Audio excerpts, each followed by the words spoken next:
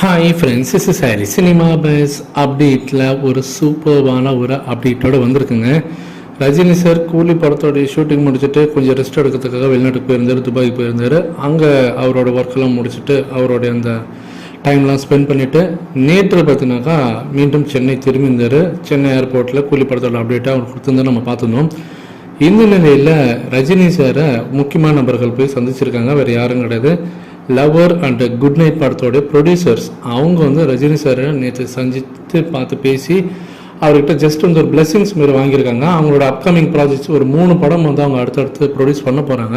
So ரெண்டுமே தரமான படம் தான். லவராக இருக்கட்டும், குட் நைட்டாக இருக்கட்டும், ரெண்டுமே நல்ல படங்கள் தான். ஸோ அந்த வகையில் அடுத்தடுத்து 3 படங்களை ப்ரொடியூஸ் பண்ணுறாங்க. ஸோ அதற்காக ரஜினி சாரை நேரில் பார்த்து ஒரு பிளெஸிங்ஸ் வாங்கணும், அவரை நேரில் பார்க்கணும் அப்படின்றதுக்காக அவங்க போயிட்டு ரஜினி சார் கூட நின்று அவங்க வந்து ஃபோட்டோ எடுத்துக்கிட்டாங்க, பிளெஸிங் வாங்கியிருக்காங்க. அந்த ஃபோட்டோஸ் இப்போ ஆன்லைன் சோஷியல் மீடியாவில் இப்போ ரொம்ப வைரலாக பெண்ணுக்கு. அடுத்தது கூலி படத்தோடைய அந்த பிஸ்னஸ் சொல்லி ஆகணும். மலேசியாவில் குறிப்பாக ரஜினி சார் படங்கள்லாம் பட்டை கிளப்பும் பாக்ஸ் ஆஃபீஸில்.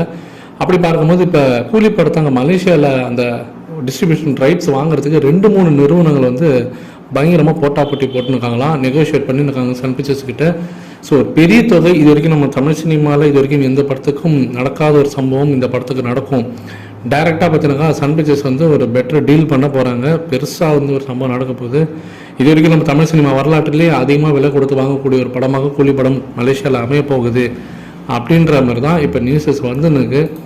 மலேசியா மட்டும் இல்லைங்க, எனக்கு தெரிஞ்சு எல்லா இடத்துலையுமே ஒரு பெரிய பாக்ஸ் ஆஃபீஸ் பிஸ்னஸ் இந்த படம் என்னை பொறுத்தவரைக்கும் பிஸ்னஸ் ரீதியாக நான் சொல்கிறேன். நான் பெரிய லெவலில் தான் பண்ண போகுது. அதனால தான் அவங்க ஓடிடியே வந்து பார்த்தீங்கன்னாக்கா இது வரைக்கும் அவங்க வந்து கன்ஃபார்ம் பண்ணாமல் வச்சுருக்காங்க சன் பிக்சர்ஸ். ஏன்னா பாலிவுட்டில் நார்த் இந்தியாவில் இந்த படத்தை பெருசாக ரிலீஸ் பண்ணணும். ஏன்னா ஏற்கனவே நம்ம தமிழ் சினிமாவில் இருக்கக்கூடிய பிரச்சனையை தான் ஓடிடியில் படம் ரிலீஸ் பண்ணுறதுனால அங்கே பாக்ஸ் ஆஃபீஸில் ஹிந்தியில் பெருசாக இந்த படமே ஓட மாட்டேங்குது. அதனால் இந்த தட்டி அந்த பிரச்சனை தீர்த்து வைக்கணும் அப்படின்றதுனால அவங்க அதில் கொஞ்சம் ரொம்ப நுட்பமாக ஓடிடி ரிலீஸில் வந்து கொஞ்சம் பார்த்து அவங்க வந்து டீல் பண்ணியிருக்காங்க. பெரிய பிஸ்னஸ் நடந்துருக்குங்க கூலி படத்தை பொறுத்த வரைக்கும்.